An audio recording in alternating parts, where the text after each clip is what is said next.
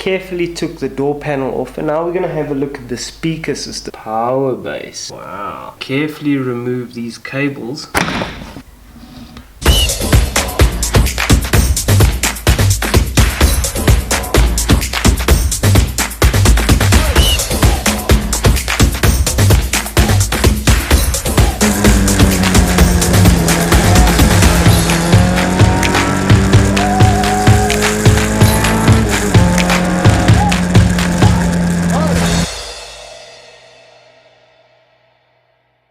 Welcome back, guys. It's been a bit crazy here. Thanks for joining us. In this episode we get busy stripping out the interior as we prepare this car for roll cage, but there's a lot of stuff that needs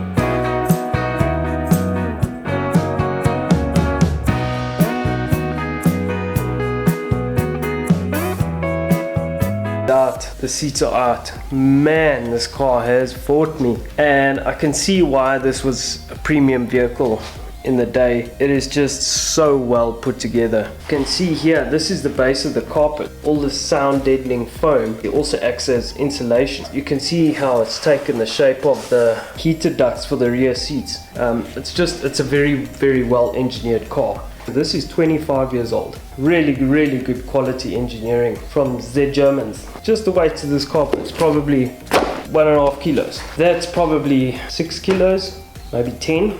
You know, so the seat, that seat is gotta be 15-20 kilos. The rear seats aren't heavy, but those front seats are super heavy. So we're definitely saving a lot of weight in that respect, but it's nowhere near as easy as the Clio and that Renault 5. It's just chalk and cheese. So really kudos to BMW, man. I can see why these cars were so good in their day.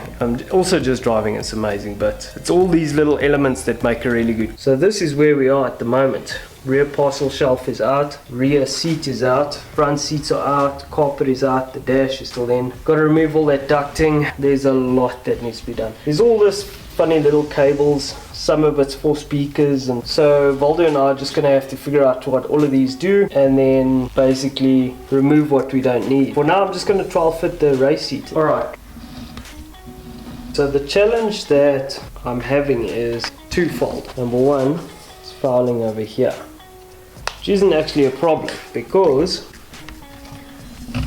the seat mounting is fouling on the drive shaft tunnel. What that means is the seat is not center with the steering wheel. It's quite far off to the left. So what that means is I need to come up with an innovative way of mounting the seat. I need to just have a really good think about it. We might gain some traction if we just raise it up. So that's something I don't want to rush, simply because the driver position is obviously critical to everything, to comfort and all of that. So yeah, I'm gonna have a good think about it, have a good look, see what we can do. There's still a lot of work to be done in terms of stripping, so yeah, we'll have to continue with that.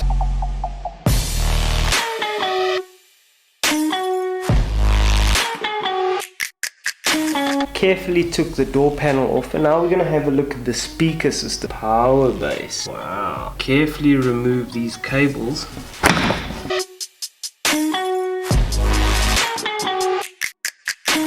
Alright guys, what I think I'm going to do is I'm going to stop this video here. There's a lot of planning that I need to do to figure out what we're going to do and what we're going to run where.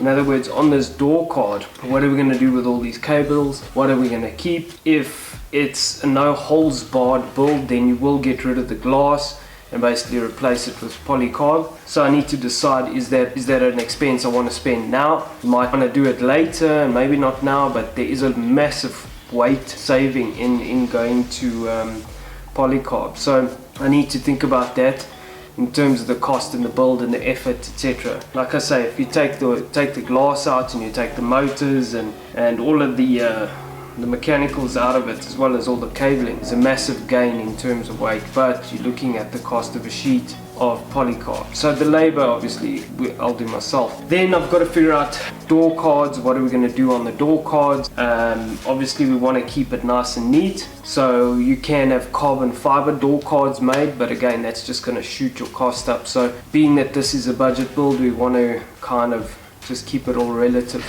for this first phase as well. One of the biggest ways you can extract performance out of the vehicle, bang for buck, is removing weight. So that's something that I'm going to focus on as a key element of this car.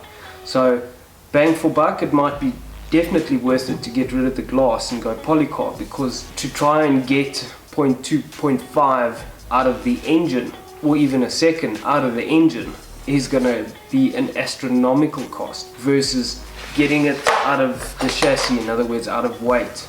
Weight is probably the easiest free ways you can do it. Having said that, I need to have a good think about how I'm going to remove all the sound deadening material within the chassis, because it's glued on, and it's quite thick. It almost looks like a bitumen type of material, so it's not going to come off easily. Having said that, there's a lot of weight there that will potentially come out of the chassis, so I need to do some research on how to do that. So speaking about the chassis, in preparation for when a car goes for its cage, that is a structural element, and it's something you want to do right the first time. You don't want to come back and do it several times over, because there's massive labor involved in it. And also, if you start fiddling and re-welding and cutting and welding, your finished product doesn't really look that good. So you want it to be well thought out, well designed, and well executed. Having said that, there's a lot of preparation you can do yourself to reduce the overall time that the car is with the fabricators. There's places you could clean up, like removing the paint, removing the sound deadening material is also a good portion of that, because there might be some in the area that they need to weld base plates onto. There's some cabling that's running through the root here, where one of the down pipes is going to come fixed to the base plate, so we need to have a think about how we're going to reroute that cabling or just get it out the way. I need to remove the dash. We need to have a think about how we're going to keep all the cables safe that's under the dash, etc, etc. So there's a lot of preparation work that needs to go into the car before we go for the cage. There's some fabrication I want to do in the back shock towers, and I'm going to show you what we're going to do there. That's basically to reinforce the chassis so that it can absorb those loads and the structural loads, because now we're going to add a bunch of grip to the car, and the chassis isn't really designed to handle that amount of those kinds of loads. So over time it will start to flex like this as it goes through the heat cycles and the loads, and that'll in turn cause metal fatigue, and especially on areas where there's spot welding. So what will happen is, if it just keeps moving like this over time, eventually the spot weld will break. So that's called the modular of elasticity and rigidity. It's more the modular of elasticity of the material. It's like if you take a piece of steel and you bend it open, you bend it closed, you bend it open, eventually it's going to start to fatigue and break. So that's effectively going to happen if you don't reinforce the cage and that prop. Now you can go to an extreme length and seam weld the chassis like they do in the touring cars. For this build we're not going to do that. I don't have the equipment, the space, etc. That would probably be an extreme race car build. For this it's more aimed towards what you guys can do, and really for what we're trying to achieve, it's not going to make that we're looking for. So I think that's going to be it for this episode. Thank you for joining us. There's a long road ahead of us. There's a lot of key elements to do. I think in the next episode I'm going to cover what we actually need to do to this car, what the plan is in terms of mechanicals, structurals, suspension, etc, etc. So thanks for joining us. We'll see you guys next time.